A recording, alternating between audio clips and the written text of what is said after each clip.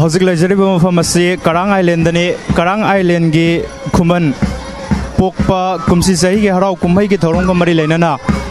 Hiyang Tannaba gi thoram asi kana sathare hojik mangda uriba asi ye thangba sina lining thogi saklo lauraga holakpa hine aduga oirom thangbada uriba sina imare lairembi gi saklo lauraga holakpa hirelni hojik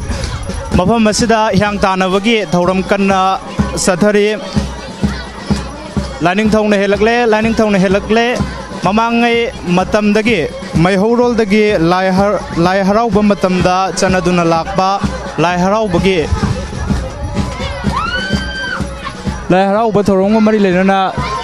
chanaduna lakleba Hiyang Tannaba gi thoramasi ngasi gi mirolna kawba leitana adumak chanaduna lakle hojik lairembi ne helakle Lakliba si yelom thangba sina lining thogi saklo lauraga holakpane aduga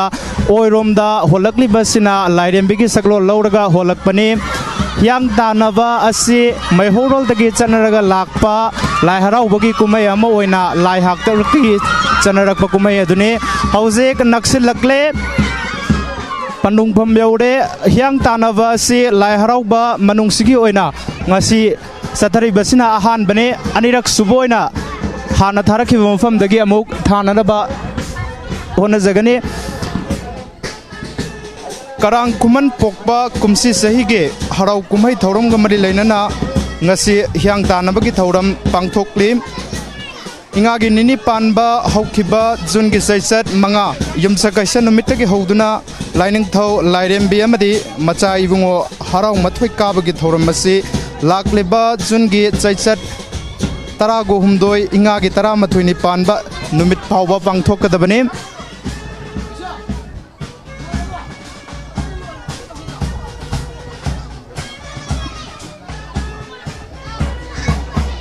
numit mapan ni chupna pangthok kadaba lai harau bagi thoram masiga numit mapan ni chupna pangthok kadaba lai harau bagi thoram ga mari lenana pangthok liba ngasi taruk ni janba numit pangthok liba Hiyang Tannaba gi thoram masida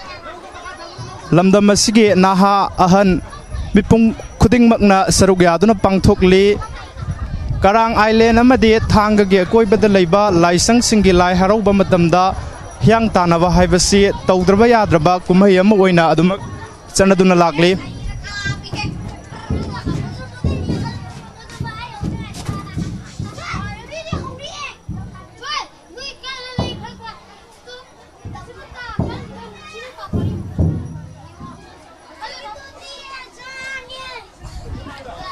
Hojik tana kiba Hiyang Tannaba aduda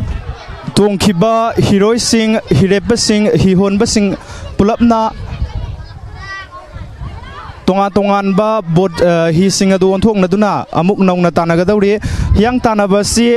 lining thau lairembigi saklo lauraga changdam na ba adubune masida thoina athoi hen tanaduna amaga gi marakta lairamba nungsinaba sing thajanaba sing manghanaba honaba natte haibadu khunja singi maike dagi fongdolagli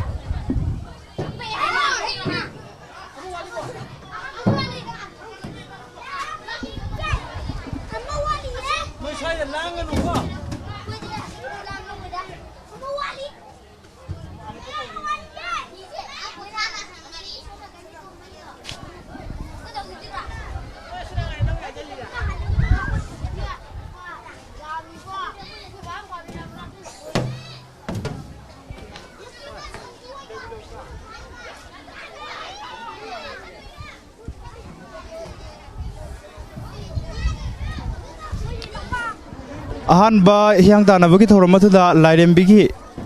panana ngamkre adubu hojik makha taba amuk hanna pangthokriba dugumna heroi singna hi onthoknaraga amuk hanna Hiyang Tannaba gi thori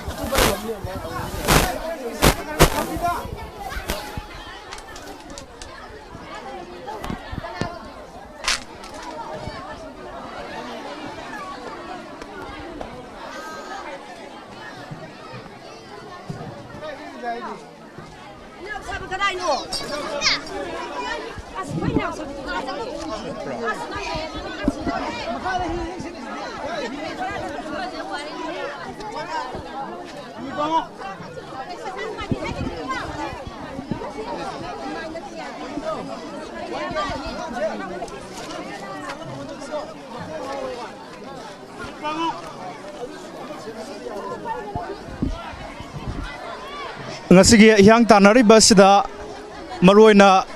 Sililang Liba Committee gi Maikai de Kari Kari Wafam Tamaluga have to Puning Minasi Hauzik Tanakiva Hiyang Real Dunia Kuna Uchari Basi Yelom Tang Basina Lining Togi Saklo Lauraga Hiyang Tanakiba Dunia Orumda Lady Basina Lighten Bigi Saklo Lauraga Hiyang Tanakiba from Badunim Hiyang Tannaba Madi Lai Haraoba Siliba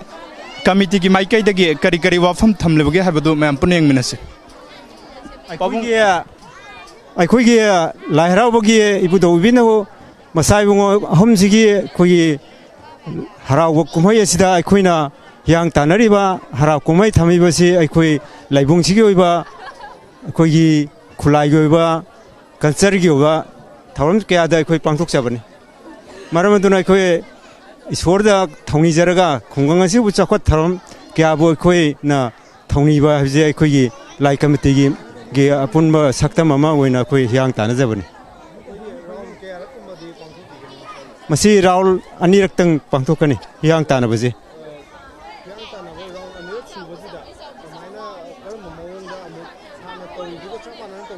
Hana Taudi Bamong Chiga, Samanana, Sahi Oiba, as Toramze Koi Pantok Saban. He Sinabaze Amba, Langdom the Tomba, Hiroisina, and Laidembi Ramdamuk Tomba. Adaga Laidembi the Tomba, me Hiyang Tongi Vasina, Langdogi, Paladamuk Tomba. Asina Toramze Koi Pantok Saban. Mamang Takta Zohai Kiba, Nasi, Pangtok Liba, Hiyang Tannaba Toramasida, Lining Togida Tonkiba, Hiroising Aduna, Laidembigi, Hida Muktung Duna, Amugana, Hiyang Tanakigani, Anirak Suboina Pangtoka Doriba, Hiyang Tannaba, Asidasu, Kamdo Boga have a man, Puna Yang Minakisi. Housing among the lady Basi, Lining To, Laidembi, Anigi. Himaisung kiba ni dune makoy ani da kari kari wakalon fau ki bage haibado